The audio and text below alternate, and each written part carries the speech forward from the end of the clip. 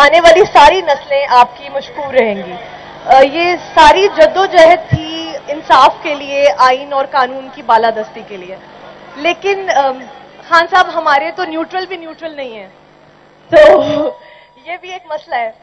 اور دوسرا یہ کہ سسٹم کے کچھ ایلیمنٹس خدا بن کے بیٹھ گئے ہیں. جب ہم نے زمان پارک میں 27 گھنٹے شیلنگ کھائی تھی تو ہمیں لگا تھا ہم کشمیر میں آ گئے ہیں. تو انشاءاللہ آپ جب دوبارہ وزیر اعظم بنیں گے تو آپ کس طرح ان ایلیمنٹس کو ان کے آئینی رول میں محدود کریں گے، کیونکہ یہ محدود ہوتے نہیں ہیں، یہ بار بار اپنی حد سے باہر آ جاتے ہیں.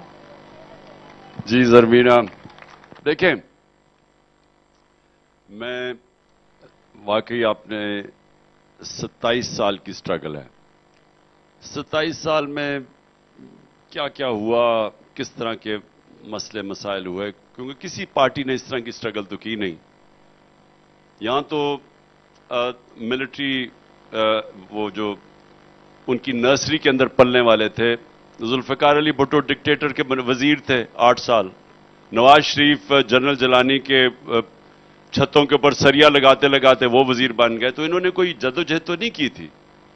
صرف اس ملک کی تاریخ میں ایک انسان کی جدوجہد ہے جس کو میں مانتا ہوں، اور وہ ہیں قائد اعظم محمد علی جناح، جنہوں نے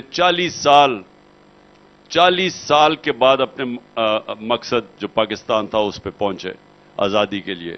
تو ان کو تو ہم سب پیار کرتے ہیں اور ہیرو مانتے ہیں. تو میری کیا سٹرگل تھی؟ ہم نے کبھی بھی اپنی فوج کے خلاف پالیٹکس نہیں کی. ہم نے ان کی مدد نہیں مانگی. میں یہ آپ کو واضح کر دوں کہ میں نے جو کہتے ہیں نا 2018 کا الیکشن انہوں نے ہمیں